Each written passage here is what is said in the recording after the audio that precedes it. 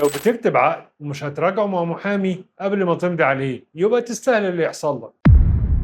انت فاكر انك مش محتاج محامي يراجع العقد معاك، بس الحقيقة غير كده. انا مش هنظر عليك، انا هقول لك كم موقف من الاف المواقف اللي عدت عليا وانت هتفهم اللي اقصده. الموقف الاول، كاتب عقد شراء وحدة سكنية، هو ماضي كمشتري ومفيش حد ماضي كبايع. ضاحكين عليه بالاونطة كده، ومكان امضة البايع عاملين له ختم فقط لا غير. هو طبعا انبهر بالمكان اللي راح يشتري منه، وباللي شغالين في المكان وشياكتهم، وبالهالة الكدابة اللي عاملها لنفسه صاحب المكان. طب هو شاري من مين طالما محدش ماضي على العقد كبايع؟ معلش انا اسف، الختم يبله ويشرب ميته. الموقف التاني، دافع ملايين بجد عشان نشتري وحدة مستقبلية، المكان لسه ارض فاضية ومكتوب في العقد انه هيستلم في وقت ما، يعني في ميعاد ما، وفي حالة الشركة اتأخرت عن التسليم في الميعاد ده تدفع غرامة تأخير 1500 شهريا لحد ما الشركة تسلمه الوحدة. دافع ملايين من أجل 1500 شهريا. الموقف الثالث،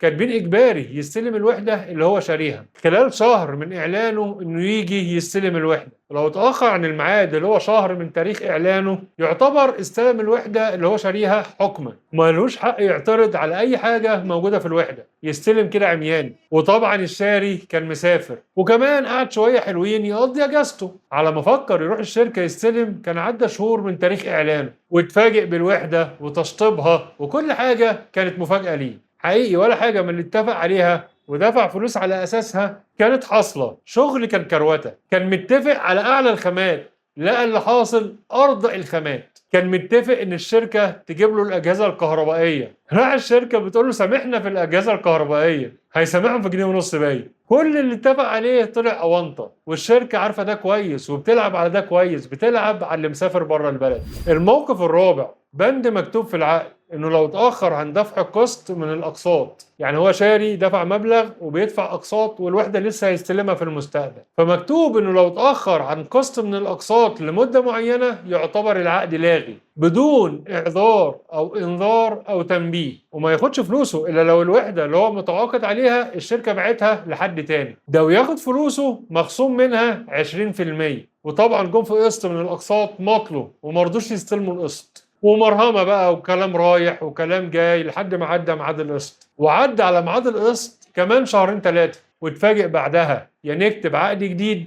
يا تستنى بقى نبيع الوحده، ولما بقى نبيع الوحده هنبقى نديك فلوسك مخصوم منها ال 20% اللي احنا اتكلمنا عليها. وطبعا سعر الوحده وقت ما بيتكلموا بقت اغلى من سعر الوحده وقت ما هو اشترى.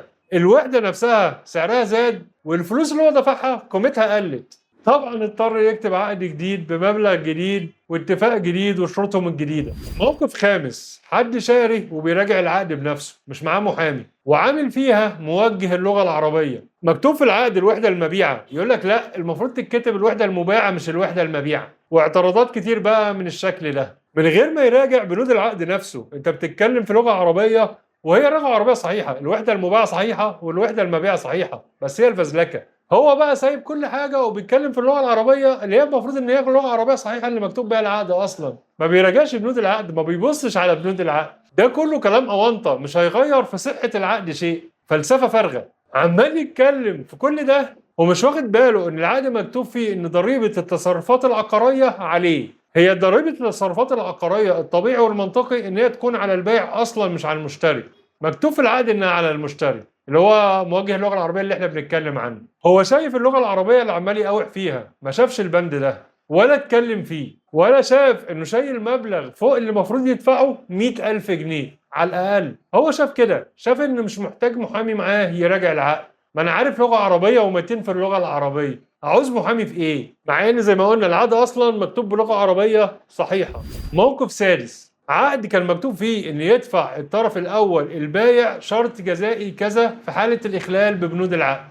خدت بالك من حاجه وانا بتكلم؟ الشرط الجزائي مكتوب على الطرف الاول البايع، ان الطرف الاول البايع لو اخل ببنود العقد يدفع مبلغ تعويض كذا كشرط جزائي، او يدفع شرط جزائي كذا، مش جايبه ان الطرف الثاني المشتري يدفع شرط جزائي خالص في حاله هو كمان اخل ببنود العقد. الطرف الاول البايع بقى كان موجود، وموجود 5 معاه تبعه، بس طبعا لا هو ولا ال5 محامي. العقد مر على ال5 قروه، وسبحان الله ما اعترضوش غير على بند الشرط الجزائي.